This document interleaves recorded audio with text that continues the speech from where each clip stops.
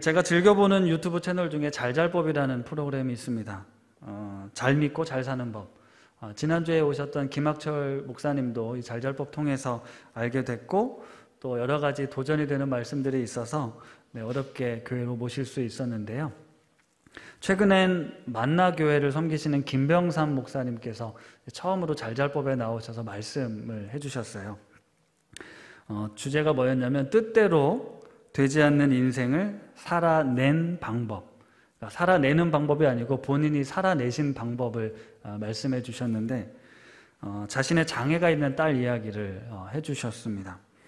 그러면서 제가 생각하는 인생의 철학과 비슷한 공감되는 그런 부분이 있어서 함께 나누려고 하는데요.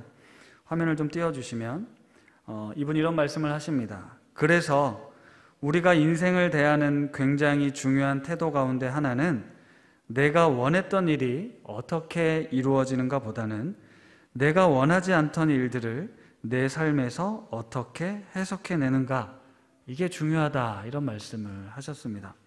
그러니까 어떤 사건이 일어나는 것보다 그 해석이 중요하다라는 말씀이었는데요. 당연히 믿음으로 해석하고 받아들이는 것이 중요하다라는 말씀이었습니다. 우리가 하나님을 믿습니다. 그리고 하나님을 믿음으로 우리가 바라는 바, 우리가 기대하는 바, 또 우리의 소원들을 아뢰고, 때로는 어려움이 찾아올 때, 시련이 찾아올 때, 아픔이 찾아올 때 하나님께 매달립니다. 그리고 매달렸을 때 응답이 되고 고침을 받고 문제가 해결되는 경험을 할 수 있습니다.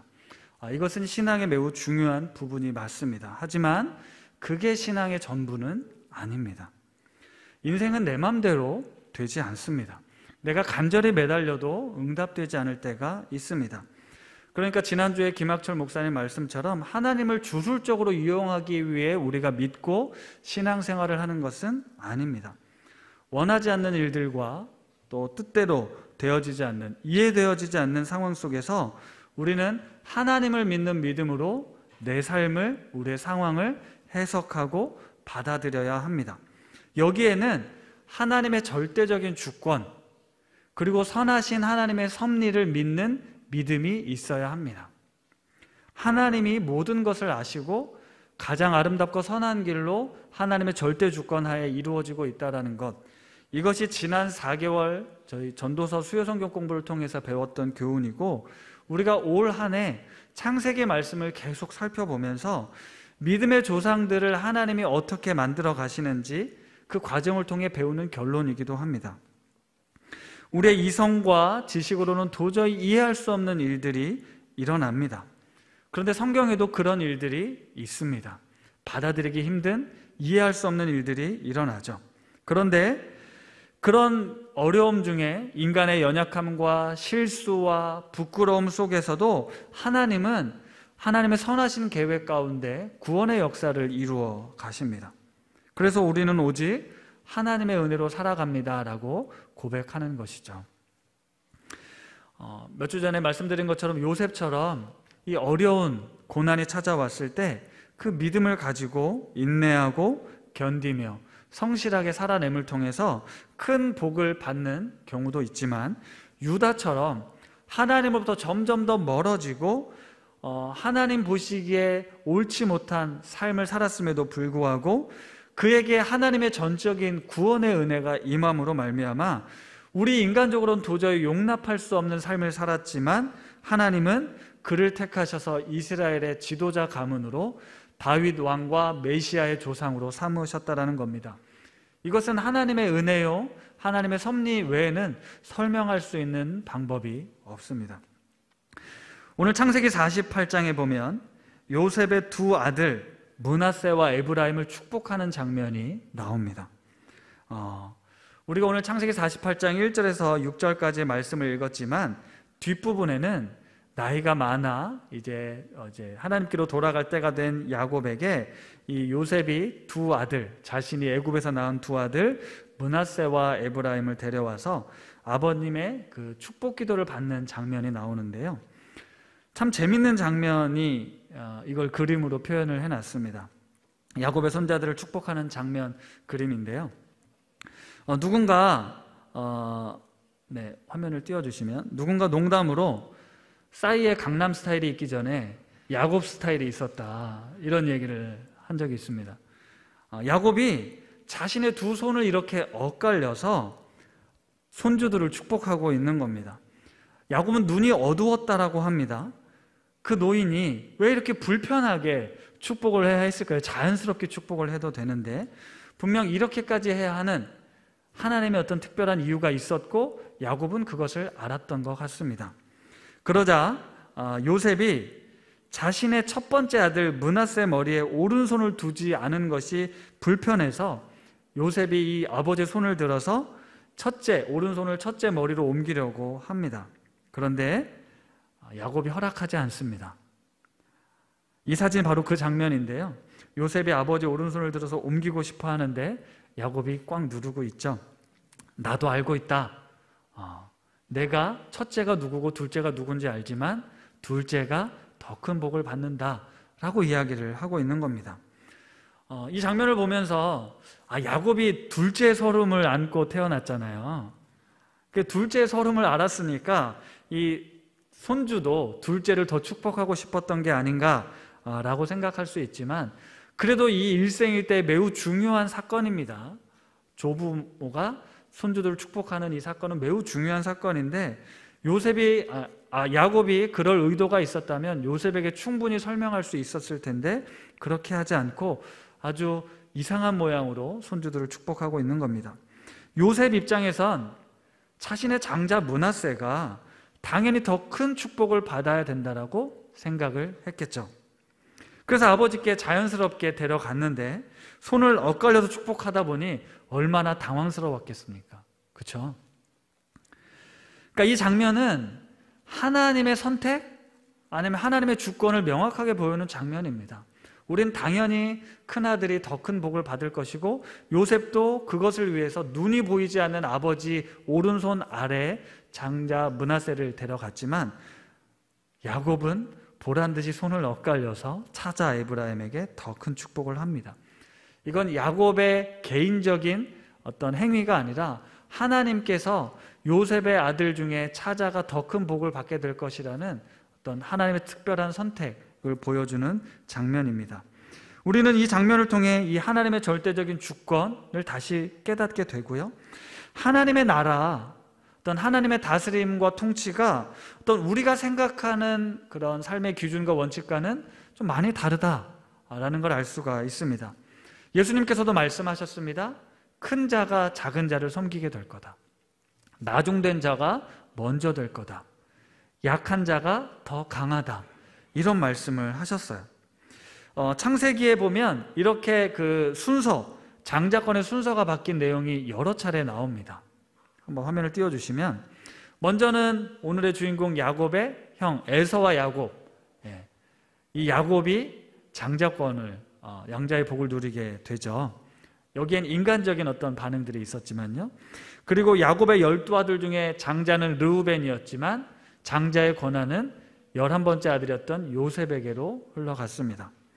세라와 베레스는 누구냐면 유다의 아들들입니다. 유다의 아들들도 쌍둥이로 태어났는데 세라가 먼저 나왔지만 베레스가 장자의 복을 누리게 됩니다.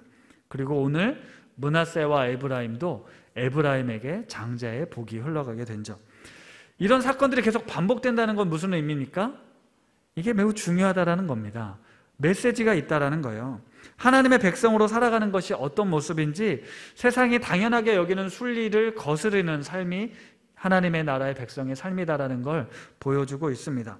그러니까 우리는 내가 장자인데 왜 할아버지가 나에게 더 큰 복을 주지 않지? 라고 따질 수 있지만 우리는 그 사건을 어떻게 받아들이고 해석해서 살아가느냐가 중요하다라는 것입니다. 하나님의 뜻이 있나 보다. 하나님의 절대적인 주권이 있나 보다라는 거죠. 므낫세에게도 그리고 에브라임에게도 그들을 향한 하나님의 계획은 있었습니다. 아버지 요셉 입장에선 내 자녀들이 이러이러해야 한다라는 계획이 있었고 바람이 있었지만 하나님은 그 바람을 하나님의 생각대로 만드셨어요. 그러니까 우리는 하나님이 우리 자녀를 향한 우리를 향한 뜻이 더 우선되어야 하지 내가 바라고 내가 계획하는 뜻이 우선될 수 없다라는 말씀입니다. 따라서 우리는 열심히 우리의 삶을 개척하고 노력하고 싸워야 되지만 때때로 이해되지 않는 예상하지 못한 일들이 생겼을 때는 또 그것을 받아들이고 하나님의 뜻으로 잘 해석해내는 것, 그리고 믿음으로 살아가는 것이 중요하다라는 말씀입니다.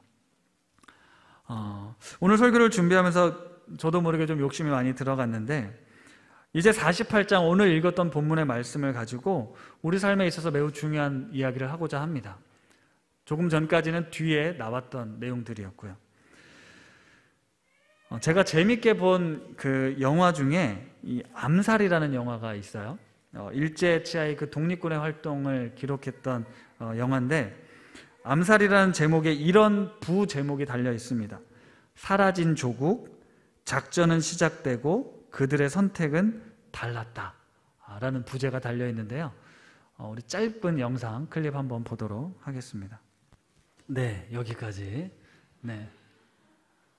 이 장면을 보신 분들은 기억나시겠지만 이정재 씨가 맡은 염석진이라는 사람이 철저하게 힘의 논리를 따라서 독립운동하던 동료들을 배신합니다. 그리고 일제의 편에 서서 이제 자신의 삶을 살아가던 사람인데, 물론 살기 위해 어쩔 수 없이 변절을 한 인물이지만 마지막 장면이거든요. 이런 장면이 나옵니다. 몰랐다. 해방될 줄 몰랐으니까 내가 그런 거 아니냐라고 변명을 하죠.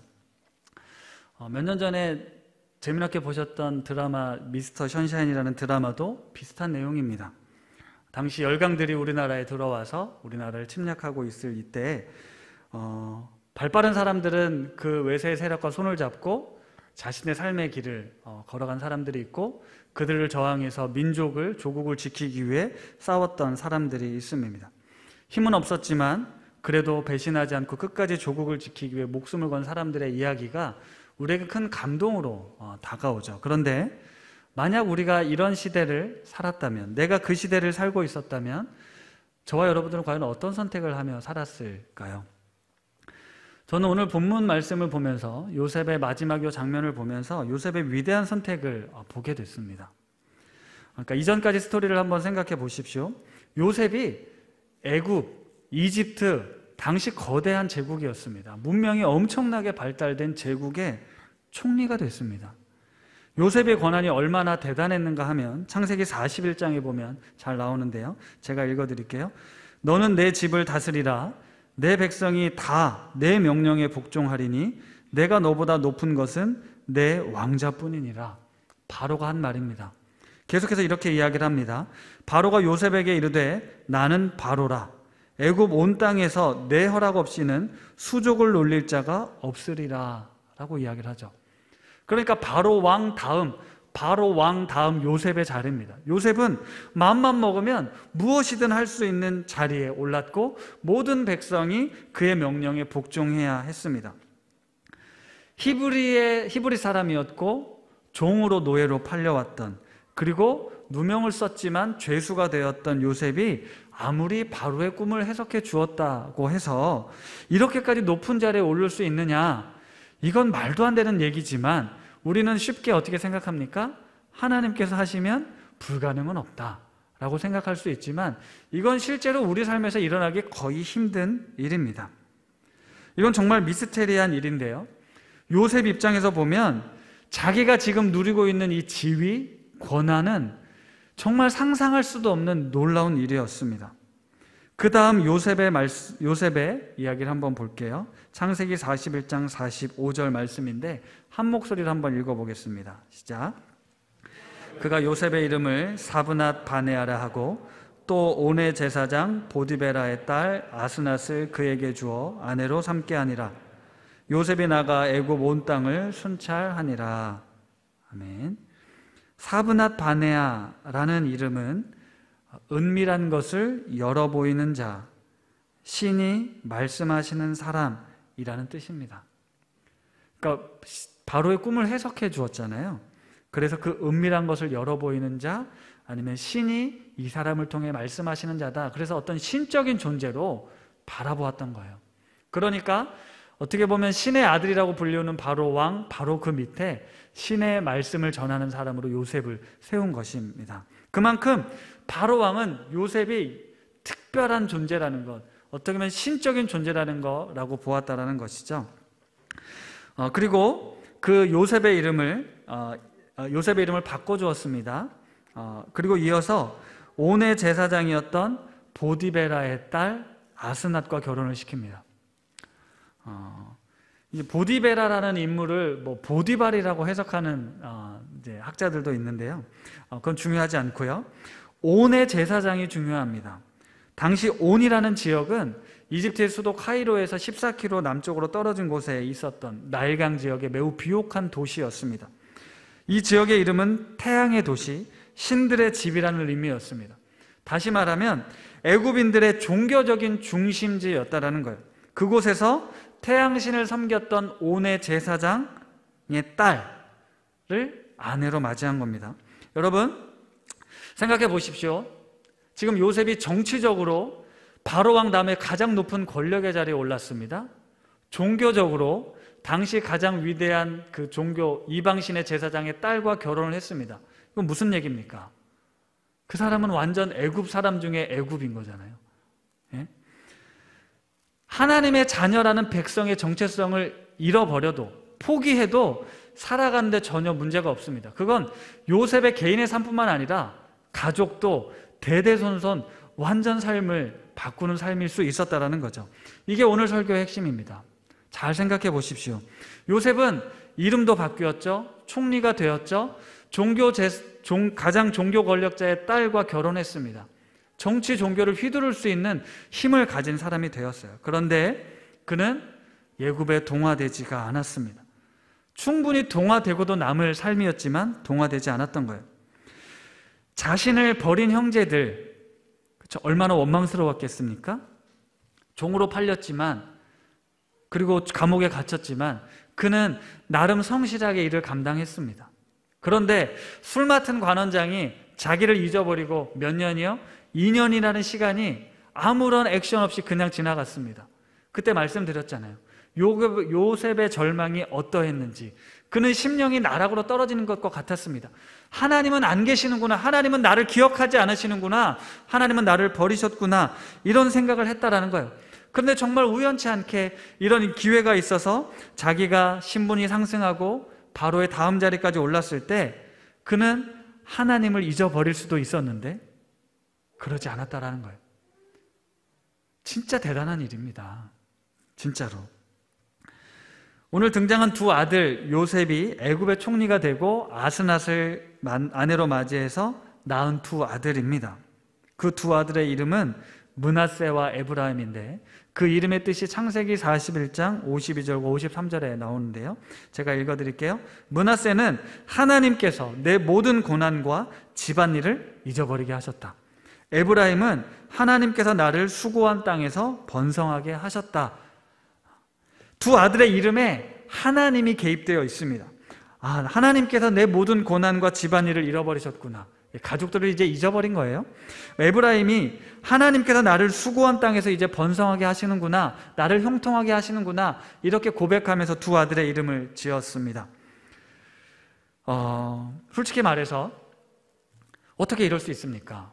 지금 요셉의 삶은 이집트의 대제국, 화려한 고대 문명을 꽃피웠던 그 시대, 그 현장을 보면서 자신이 믿었던 하나님은 어떻게 보였겠습니까? 정말 보잘것없고 힘도 없고 능력도 없고 그냥 우리 가족들 양치고 있는 그 몇 사람들의 신과 애굽이 섬기고 있는 신이 감히 어떻게 비교되냐는 말이에요. 그런데 자신의 그 부족의 신이라고 할 수 있는 그 하나님께서 나를 이렇게 인도해 주셨구나, 복 주시는구나 라고 고백을 담아내고 있는 거예요. 여러분들이 만약에 요셉과 같은 상황에 처했다면, 요셉처럼 그런 자리에 올랐다면 여러분들은 하나님의 자녀로 키우시겠습니까? 아니면 애굽의 귀한 자식들로 키우시겠습니까? 나중에 형들과 부모님들이 다 어쨌든 기근을 통해서 이제 애굽으로 오잖아요. 이제 앞으로도 긴 흉년이 찾아오니까 이제 데리고 삽니다. 이제 애굽 왕 바로에게 오잖아요. 자, 그렇다면 요셉 정도라면 어떻게 하는 게 좋을까요? 우리 가족들의 팔자를 고쳐줘야죠. 네? 신분도 바꿔주고, 애굽 사람 중에 높은 귀족의 신분을 좀 주고, 그렇죠? 살기 좋은 땅, 금싸라기 같은 땅, 거기서 살도록 할 수 있었습니다. 충분히 할 수 있었습니다. 10명의 형들, 베냐민까지 다 좋은 자리 한 자리씩 주고, 좋은 직장 취직시켜주고, 좋은 높은 자리에 가서 명예를 높일 수 있게 했었어요. 이거 가문의 영광 아닙니까? 절대적으로 가능한 일이었는데 요셉은 그렇게 하지 않았어요. 아버지와 형들을 애굽으로 데려왔을 때 얼마든지 그렇게 할 수 있었지만 애굽 사람들과 구별된 고센 땅으로 인도를 합니다. 거기서 그냥 살던 대로 양이나 치라고 하고 있는 거예요. 진짜 잘 생각해 보세요. 그게 요셉이 정말 지혜로운 판단이었는지. 바로 왕도 이야기를 합니다. 여기 어디든 애굽 땅 어디든 당신들이 살고 싶은 곳에 가서 사셔도 됩니다. 평생 고생하지 않으셔도 됩니다.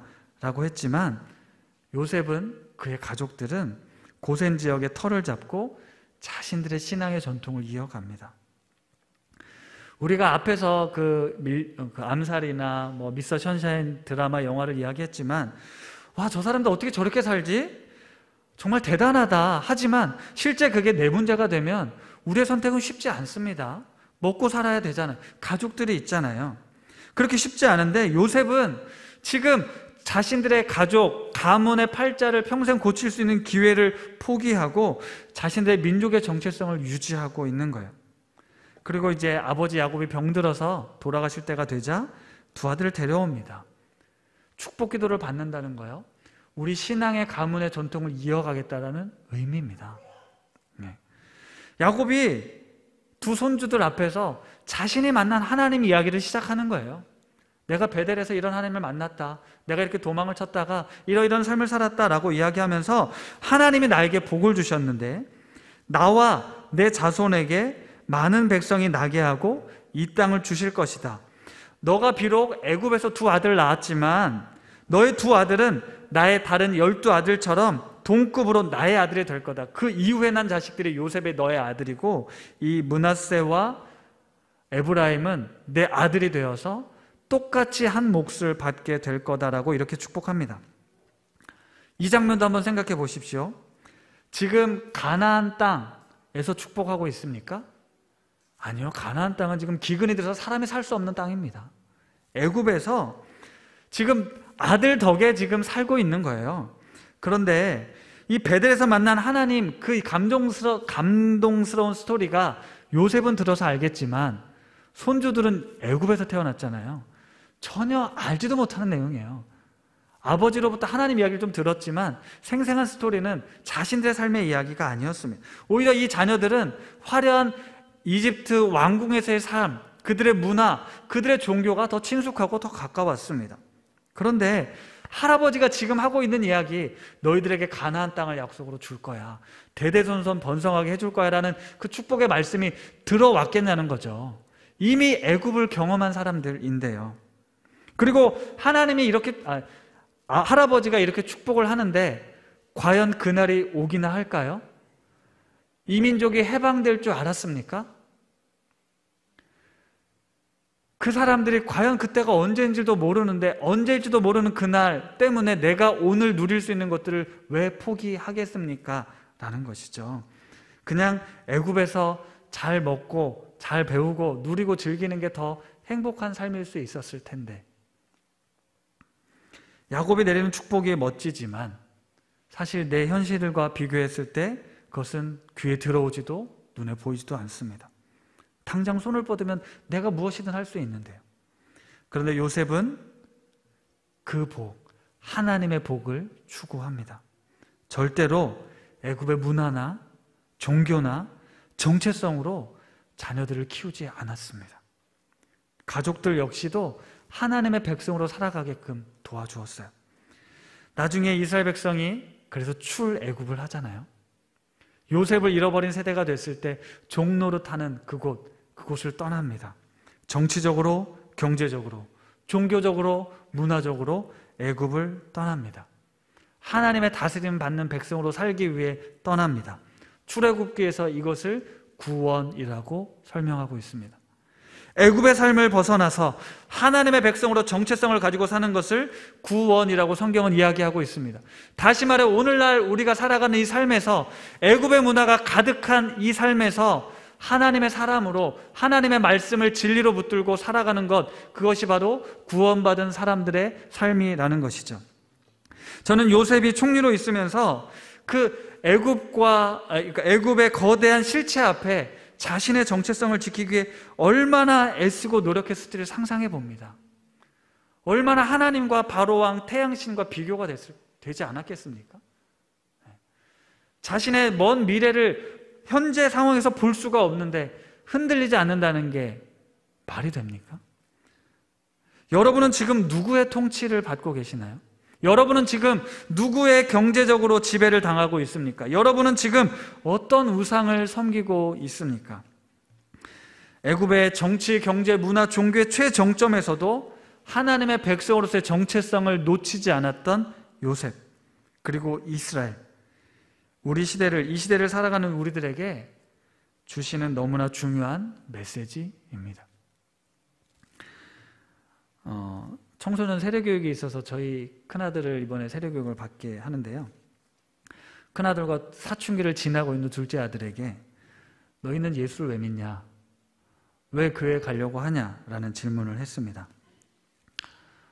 질문에 대한 답을 드리려고 하는 건 아니고요. 여러분은 예수를 왜 믿으시고 왜 교회에 나오십니까? 그냥 주일날 교회 다니는 것 말고 여러분은 애굽의 그 통치가 있는 세상 속에서 어떻게 구별된 삶은, 구원받은 삶을 살고 계십니까? 예수 믿고 교회 다니면서 세상의 가치와 기준으로 똑같이 살아간다면, 다시 말해서 애굽의 정치와 경제와 문화와 종교에 그대로 물들어 살아가는 것이라면, 거기로부터 구원받은 백성이라면 하나님의 백성으로서의 정체성을 가지고 하나님의 십과 법을 따르며 살아가야 하지 않겠습니까? 그리고 제가 우리 아이들에게 해주고 싶었던 이야기는, 예수 믿고 하나님의 백성으로 살아가는 게 어렵고 귀찮고 억지로 해야만 하는 삶이 아니라 내가 선택할 수 있는 가장 가치 있고 가장 행복한 삶이라는 것을 가르쳐주고 싶어요. 오늘 오징어 게임의 그 허성태 배우라는 뜬 분 있는데 혹시 아시는지 모르겠는데, 그분이 말하는 대로라는 프로그램에 나와서 그런 이야기를 했어요. 안정된 대기업을 포기하고 자기가 하고 싶었던 배우의 길을 선택하면서 얼마나 고생스럽게 이 자리에 왔는지, 사실 내세울 것 하나도 없지만 자신은 내가 하고 싶은 삶을 살아서 너무 행복하다, 이런 이야기를 제가 클립을 봤는데, 우리가 충분히 이 세상에서의 안정되고 또 넓고 편한 길을 살아가면 좋겠지만, 그 삶이 만약에 하나님과 동떨어진 하나님의 십과 법이 아니라 세상의 가르침과 세상의 다스림이라면 우리는 좁고 험하지만 그리스도의 길을, 예수 그리스도의 길을 선택하고 따라야 합니다. 거기에 참된 가치가 있고 행복이 있고 그 길이 진리의 길이기 때문에 우리가 하나님의 백성으로서의 삶이 선택하는 그 일이 이 세상을 살아가면서 가장 감격스럽고 행복한, 가장 최고의 선택일 수 있었으면 좋겠습니다. 그런 삶을 우리가 살아내야 한다는 것이죠. 예수 믿고 살아가는 것이, 그리스도인으로 살아간다는 것이 얼마나 복된 삶인지를 살아내야 한다는 것입니다. 우리는 하나님의 백성입니다. 하나님의 백성으로서의 자부심을 갖고 살아가십시오. 이 보여지는 세상의 그 화려함 속에 우리의 마음을 빼앗겨서 이리로 갈지 저리로 갈지 갈팡질팡하지 마시고, 이미 예수 그리스도로 인해서 시작된 하나님의 나라, 그 하나님 나라의 풍요로움을 날마다 경험하시면서 감사가 가득한 우리의 삶, 행복한 그리스도인이 다 되셨으면 좋겠습니다. 요셉은 자신의 정체성이 흔들릴 수 있었던, 그리고 두 아들 역시 흔들릴 수 있었기 때문에 오늘 아버지 야곱에게로 데려와서 확실하게 우리가 어떤 백성인지를 확증합니다. 우리는 하나님의 백성입니다. 우리 다음 세대 아이들 다른 세대를 살아간다고 합니다. 다음 세대가 곧 없어질 거라는 통계적인 그 수치는 틀린 말이 아닙니다.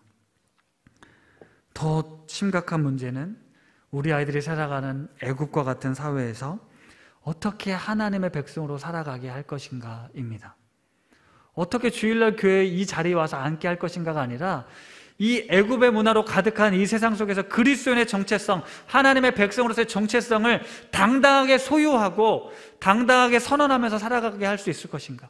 그게 진짜 신앙교육의 목표요, 우리 교회가 추구해야 될 가치라는 것이죠. 어떻게 이 예수 그리스도로 시작된 하나님의 나라를 이 애굽의 문화로 가득한 세상 속에 담대하게 당당하게 세워갈 수 있는가. 그것이 우리가 신앙생활을 하면서 가져야 될 목표라는 것이죠. 오늘 마지막으로 이 야곱이 바로왕을 만나는 장면을 소개하면서 말씀을 마무리하려고 합니다. 야곱이 70여 명, 자기 가족이 70여 명이었어요. 70여 명을 뒤로 하고 이제 거대한 제국, 태양신의 아들 바로왕 앞에 섭니다. 그리고 이렇게 말을 하죠. 창세기 47장 9절에서 10절 말씀입니다. 같이 한 목소리로 한번 읽어보도록 하겠습니다. 같이 읽겠습니다. 시작. 야곱이 바로에게 아르되 내 나그네 길의 세월이 130년이니이다. 내 나이가 얼마 못 되니 우리 조상의 나그네 길의 연조에 미치지 못하나 험악한 세월을 보내었나이다 하고 야곱이 바로에게 축복하고 그 앞에서 나오느니라. 네, 야곱이 바로왕 앞에 서잖아요. 자신의 삶이 나그네 삶이었다라고 고백합니다. 험악한 세월을 살았다라고 고백해요. 그런데 바로왕을 축복하고 있습니다. 이게 그리스도인이라는 거예요. 내가 험악한 세월, 나그네된 삶을 살았지만 내 뒤에 하나님이 함께 하셨다. 나는 그것으로 너무너무 행복한 삶을 살았다. 너무너무 복된 삶을 살았다라는 신앙의 고백이었다라는 거죠. 사랑하는 우리 성도님들, 우리 부모님들, 야곱과 같은 이런 믿음의 삶을 살길 원합니다. 비록 내 삶이 나그네와 같고 험악한 세월 같지만 내가 만난 하나님, 내 안에 계신 예수 그리스도, 나의 삶을 동행하시고 인도하시는 하나님, 그분은 천지 만물을 창조하시고 온 우주를 다스리시는 주권자이시며 우리를 가장 아름답고 선한 길로 인도하시는 분이시다.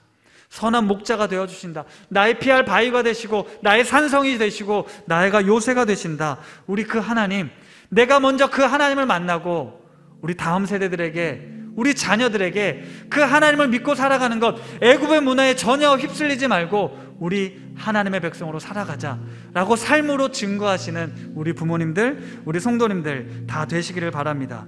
이 세상의 복의 근원으로 살아가는 우리 우신 가족들 다 되시기를 축복합니다. 우리 함께 이 찬양 고백하겠는데요. 하나님, 내 삶을 주님 손에 맡겨드립니다.